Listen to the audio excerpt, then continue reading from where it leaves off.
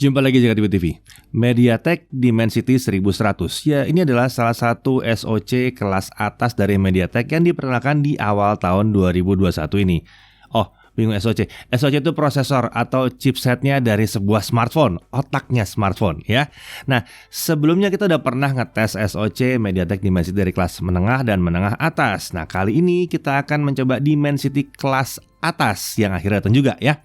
Nah, seperti pembahasan Dimensity 900 yang sebelumnya ya, tentunya kami akan bahas spesifikasi dari SoC ini dan menampilkan hasil uji performa dalam video yang sekarang. Jadi bukan ngetes smartphone-nya, SoC-nya yang dites. Ya, MediaTek Dimensity 1100 ini adalah SoC atau System on Chip atau chipset atau prosesor kelas atas yang diluncurkan bersama dengan SoC Premium Dimensity 1200 di awal tahun ini ya. Dimensity 1100 ini dari sisi spesifikasi kelihatan sebagai upgrade dari SoC kelas Premium Dimensity yang sebelumnya, yaitu ada yang 1000 dan Dimensity 1000 Plus.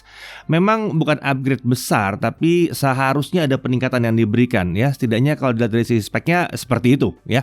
Nah, MediaTek ini menyebutkan bahwa SoC Dimensity 1100 sebagai SoC yang menjanjikan banyak hal termasuk CPU yang super performance, yang menandakan bahwa SoC ini dibekali dengan CPU yang kencang ya, atau prosesor yang kencang di dalam SoC ini. Power efisiensinya harus bagus dan juga punya konektivitas 5G. Ya, seperti yang udah sering kita sebut sebelumnya ya, semua MediaTek Dimensity itu pasti punya modem 5G terintegrasi. Ini bukan. Ini Mi 11 Ultra, ini pakai Snapdragon 888, bukan MediaTek. Ini cuma biar ada yang dipegang aja di tangan saya. Oke, lanjut. Mari kita bahas spesifikasi dari si Dimensity 1100 ini ya. CPU-nya octa-core, ada 4 core Cortex A78 2,6 GHz dan ada 4 core Cortex A55 2,0 GHz.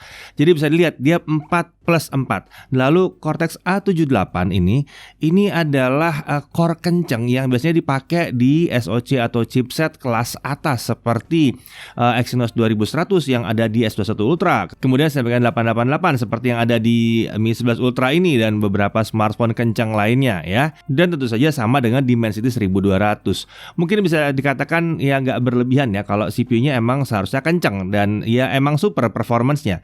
Nah, Dimensity yang sebelumnya kami tes yang 900 itu juga pakai A78 tapi hanya 2 core. Nah, cuma dengan 2 core A78 aja dia udah kenceng loh. Nah, oke ya. Nah, lalu untuk GPU-nya dia pakai Mali G77MC9.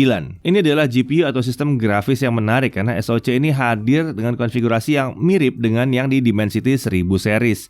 MediaTek masih belum menggunakan GPU Mali G78, tapi harusnya ya performance pengolahan grafiknya tetap terbilang tinggi. Mungkin ini salah satu caranya MediaTek untuk menjaga supaya chipset ini tidak terlalu mahal juga. Untuk fabrikasi atau litografi 6 nanometer. Ya, dibandingkan dengan SoC premium yang sebelumnya dari Dimensity sendiri atau dari MediaTek sendiri, itu ada sedikit peningkatan dari sisi fabrikasi. Hal ini yang menurut MediaTek jadi kunci efisiensi tinggi di Dimensity 1100. Kemudian, dukungan RAM dan storage. MediaTek menyebutkan bahwa Dimensity 1100 ini mendukung RAM LPDDR4X sampai dengan 16 GB quad channel serta storage UFS 3.1. Nah, untuk display dia support refresh rate 144 Hz hingga resolusi Full HD+. Untuk video playback dia support Mira Vision Enhanced HDR10+ untuk video playback. Lalu dia juga bisa AV1 video decoding yang di hardware accelerated. Jadi AV1 atau AV1 ini yaitu kodek baru untuk kita streaming ya. Jadi harusnya datanya lebih kecil kalau misalnya kalian streaming pakai kodek AV1. Ini berlaku untuk YouTube dan beberapa software aplikasi video conference yang baru lainnya ya. Kemudian ISP ini mendukung kamera sampai dengan 108 megapiksel atau 32 megapiksel plus 16 megapiksel. Untuk maksimum video capture-nya adalah di 4K atau 3840x2160 piksel ya. Fiturnya ada berjejer, ada macam-macam fitur yang tersedia dari image signal processor ini. Tapi ya tergantung handphonenya ya mau pakai atau enggak. Lalu untuk modem, Dia menggunakan True Dual 5G. Ini disebut MediaTek merupakan yang pertama kali mendukung Dual 5G standalone. Ya, maksudnya Dimensity ini pertama kali ya yang support Dual 5G standalone. Tentu saja dia juga support VoNR, ini penerusnya VoLTE, VoLTE. Lalu 5G-nya bisa standalone, bisa non-standalone seperti yang di Indonesia sekarang pakai non-standalone. Kemudian 5G-nya juga teoritis bisa all spectrum ya. Jadi dia mendukung 5G CA Mixed Duplex, TDD bisa, FDD bisa. Peak download-nya bisa 4,7 Gbps. Ini jauh lebih tinggi dari yang sebelumnya. Lalu dia pakai 5G Elevator Mode dan 5G HSR Mode. Ini mendukung pengalaman 5G yang seamless dengan recovery time yang singkat setelah terputus dari jaringan 5G. Tapi lagi-lagi, ini yang dimungkinkan oleh si chipset. Kalau hardware-nya tidak dilengkapi, ya nggak bisa juga gitu ya. Nah, konektivitas Wi-Fi 6 di sini dia bisa 2T2R, kemudian Bluetooth-nya sudah 5.2. Oke, sekarang mari kita lihat posisinya dia di dalam keluarga Dimensity sendiri. Jadi kalau dilihat secara spesifikasi, Dimensity 1100 ini mirip dengan 1000 Plus, tapi Cortex-nya ganti nih dari A77 ke A78. Sampai dengan video ini dibuat, jelas terlihat bahwa di keluarga Dimensity dia ada di posisi kedua. Sebenarnya dengan Dimensity 1200 pun spesifikasinya nggak jauh beda nih kalau dari sisi konfigurasi CPU-nya ya. Kita bisa lihat bahwa yang beda di CPU cuma salah satu Cortex A78 dari Dimensity 1200 itu di clock lebih tinggi 3 GHz. Sementara sisanya sama kok ya, yang 3 biji ini sama di 2,6, lalu A55-nya juga sama. Jadi kesehariannya harusnya ini mirip. Kalau misalnya speknya nggak tinggi-tinggi amat, karena kita lihat speknya buat 1200 diizinkan sedikit lebih tinggi ya. Nah sekarang kalau kita bandingkan ke yang lainnya, ke brand-brand yang lain, gimana? Kita bandingkan dengan Kirin 990 5G, Exynos 990, Snapdragon 860, 870, dan 888. Kalau ada yang nanya 865 mana, ya itu udah diwakili sama 870, soalnya mirip. Lalu 855 mana diwakili oleh 860, karena lagi-lagi udah mirip ya. Dan untuk Snapdragon 888 kayaknya masih agak sulit terkejar ya, karena itu top of the line banget, dan ya itu juga harga pasti lebih premium, lebih tinggi daripada yang satu ini. Jadi dalam pengujian kita tidak akan bandingkan, tapi dari tabel kita bisa lihat ya spesifikasinya kurang lebih seperti ini nih ya. Yang pakai A78 sebetulnya nggak banyak-banyak amat loh. Ya, jadi ya memang masih di level atas ini sebetulnya. Sementara itu kayaknya kita nggak perlu bikin tabel untuk kelas menengah ke bawah, karena itu sudah ada di pengujian Dimensity 900 ya. Tinggal cek aja di video sebelumnya. Oh ya, satu hal lagi sebelum kita masuk ke uji performa, semua SoC di kelas atas ini sudah menawarkan dukungan untuk 5G. Ini menarik ya. Dengan sedikit pengecualian untuk Snapdragon 860 yang harus pakai 5G-nya itu modem eksternal yang benar-benar terpisah, karena internalnya udah ada modem 4G-nya. Jadi pada dasarnya 860 itu biasanya akan dipakainya untuk 4G aja gitu ya. Nah, untuk testbed pengujian kita menggunakan Dimensity 1100, tentunya ya RAM-nya 8GB dengan storage yang kita gunakan di 256GB. Oke, mari kita langsung lihat aja Antutu 8.39. Nah, loh bisa kelihatan di sini bahwa Dimensity 1100 ini mirip dengan Kirin 990 5G dan Exynos 990. Iya sama sih sebetulnya itu ya, sama banget, skor performance-nya sama banget. Sementara itu Snapdragon 860 ketinggalan ya. Tapi dia memang masih belum mencapai levelnya Snapdragon 870, setidaknya menurut Antutu 8. Oke, mari kita lihat Antutu 9. Di sini agak sedikit beda, tapi kita masih lihat bahwa ya kondisinya masih mirip lah ya. Dia tetap lebih kencang dibandingkan Snapdragon 860, tapi masih tertinggal kalau dibandingkan Snapdragon 870 yang sebetulnya masih oke banget, karena 860 pun udah kencang banget. Lalu untuk Geekbench, di sini kita pakai Geekbench 5 di mana kita ngukur performa prosesornya ya. Hanya prosesor, tidak ngukur performa yang lain, GPU nggak diukur di sini ya. Kita bisa lihat positioningnya seperti apa. Ya kurang lebih seperti ini. Lagi-lagi posisinya memang seperti itu gitu ya. Ya. Jadi memang dia lebih kencang daripada Snapdragon 860 ya. Sementara kalau lawan 870 ya memang masih agak berat, walaupun di sini kelihatannya lebih dekat ya ternyata ya. Kelihatannya dari sisi core performance untuk keseharian nih, rasanya nggak akan terlalu jauh beda sama yang 870 nih. Oke, beralih ke 3D, kita pakai 3D Mark Slingshot Extreme Unlimited ya. Di sistem grafisnya kita lihat bahwa sistem grafisnya emang belum ngejar Exynos 990, tapi udah dekat banget. Yang jelas dia mirip kalau sistem grafisnya dengan Snapdragon 860. Ini menarik nih. Sistem grafisnya mirip dengan 860, tapi core prosesornya ternyata lebih kencang. Lalu kita beralih ke GFX Bench Manhattan OpenGL 3.1 offscreen 1080p menunjukkan bahwa iya, Sistem grafisnya mirip banget dengan Snapdragon 860, belum bisa ngejar Exynos 990 dan Snapdragon 870. Lalu kalau kita beralih ke GFX Car Chase Offscreen 1080p, lagi-lagi kita lihat bahwa dia mirip banget sama Snapdragon 860, mirip banget.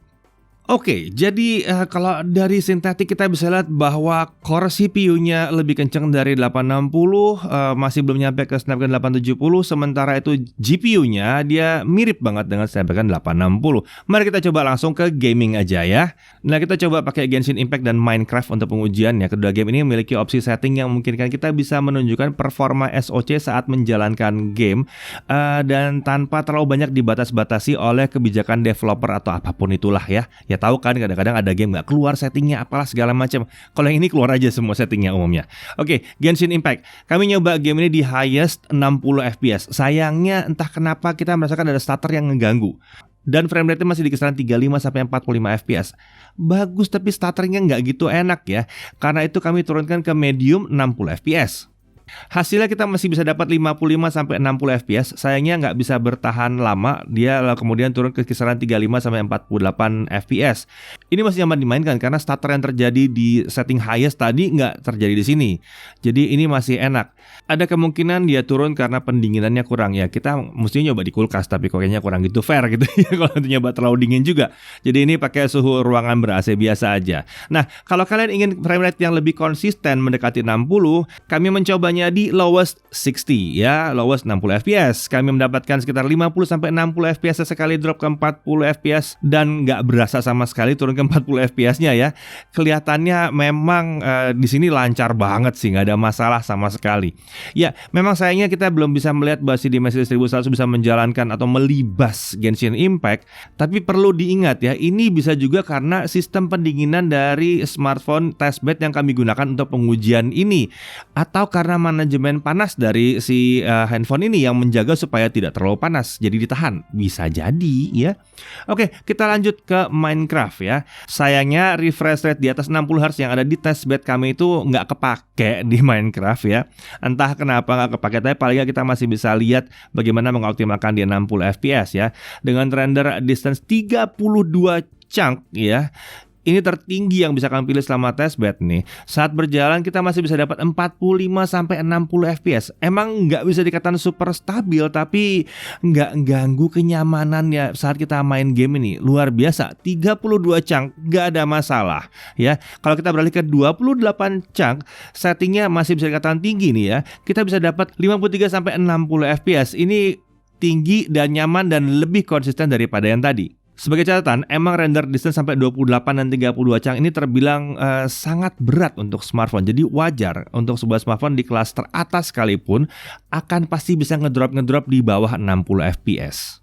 Oke, jadi Dimensity 1100 ini emang tidak bisa dipandang sebelah mata ya. Secara performa dia sangat dekat dengan SoC kelas atas saat ini yang dulunya SoC premium juga di eranya masing-masing ya. Dan itu bukan 3 sampai 5 tahun yang lalu. Ini kita bicara 1 tahun yang lalu ya, 1 tahun yang lalu, paling maksimum 2 tahun yang lalu. Ya, saat ini SoC itu pun masih banyak dipakai. Nah, bicara soal gaming, Dimensity 1100 ini memang hasil tesnya belum seimpresif hasil benchmarknya, tapi masih terasa kencang banget. Mungkin aja ini masalah optimalisasi atau ya karena karakter dari si smartphone-nya, bukan karena salah SoC-nya. Nah, SoC ini dibekali MediaTek oleh fitur-fitur yang menarik juga ya, yang hanya ada di SoC kelas atas, termasuk dukungan refresh rate display sampai 144 Hz serta peak download bitrate yang lebih tinggi dibandingkan SoC kelas di bawahnya. Nah, kalau bicara 5G, iya semua SoC dari MediaTek Dimensity ini emang pakai 5G. Tapi masalah 5G-nya dari smartphone yang pakai ini pasti dukung atau tidak, itu benar-benar tergantung pada smartphone-nya sendiri juga. Nah, kalau daerah kalian belum ada 5G-nya gimana? Ya nggak usah nangis, nggak usah teriak, nggak usah bilang nggak penting lah ini cuman gara-gara sakit hati gara-gara ini ada 5G-nya. Nggak penting itu ya. Kenapa? Karena Dimensity 1100 ini tidak hanya menawarkan 5G doang. Performanya itu tinggi. Level performanya tinggi. Ingat ya, ini Mi 11 Ultra, bukan. Saya nggak pegang handphone yang pakai Dimensity 1100 ya. Setidaknya bukan di saya yang pegang. Oke, jadi ya kalian bisa manfaatin aja lah performanya si Dimensity 1100 ini. Ya semoga harga smartphone-nya bisa murah di Indonesia. Oke, sementara ini dulu yang bisa kita bagikan mengenai si Dimensity 1100 ini. Kalau ada smartphone yang pakai SoC ini dan resmi di Indonesia, tentunya kita akan review smartphone itu ya. Oke, sampai sini dulu. Sampai jumpa lagi di pembahasan teknologi berikutnya. Saya Didi Irfan, Jagat Review TV.